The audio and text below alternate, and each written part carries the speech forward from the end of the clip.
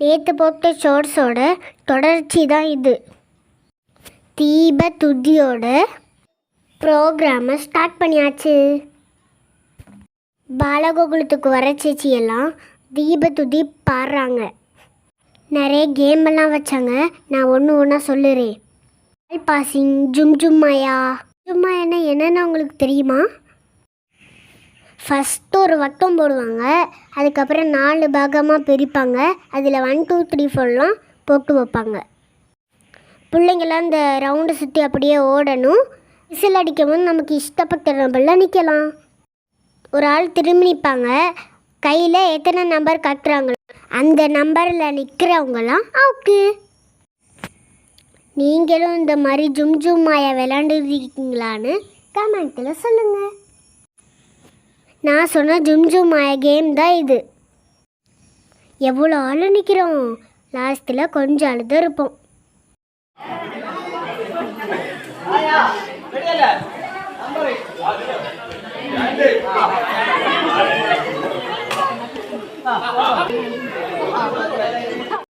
பார்த்தீங்களா, 3 ஆள் தான் இருக்கு. இந்த 3 ஆளில் 2 ஆளுக்கு தான் ப்ரைஸ் கிடைக்கும். நானும் இதில் சேர்ந்துருந்தேன். கூண்டோட கைலாசமாக அவுட் ஆகிட்டோம். அடுத்த கேமில் என் தங்கச்சியும் கலந்துக்கிட்டா. எல்லாரும் இதெல்லாம் தேடுற மாதிரி இருக்குல்ல, அதுதான் இல்லை.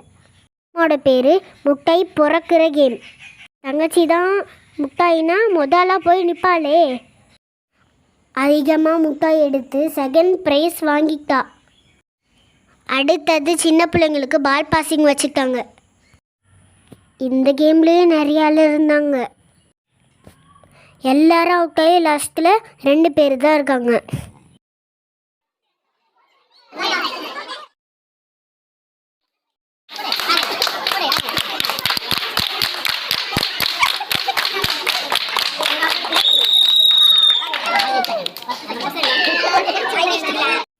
அடுத்தது பால் எரியிற கேம்.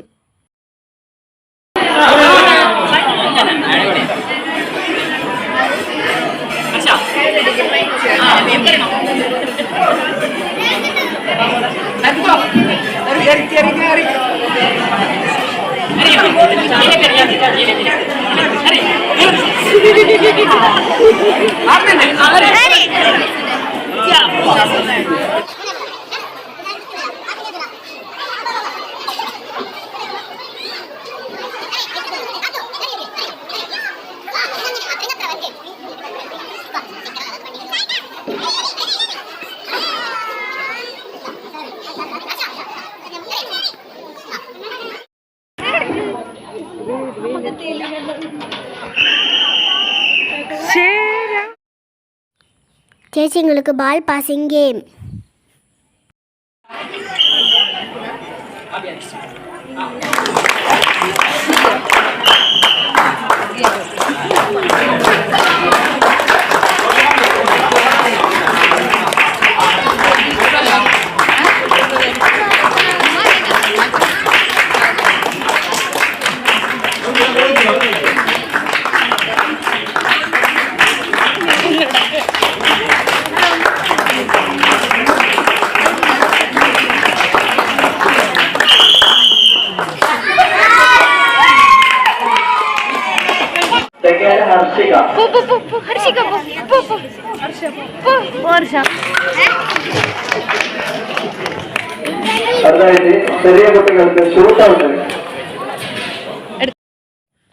ப்ரைஸும் வாங்கிக்கிட்டு சோறும் சாப்பிட்டுக்கிட்டு வீட்டுக்கு வந்தாச்சு. எங்கள் ஊர் கிருஷ்ண ஜெயந்தி உங்களுக்கு பிடிச்சிருக்கா?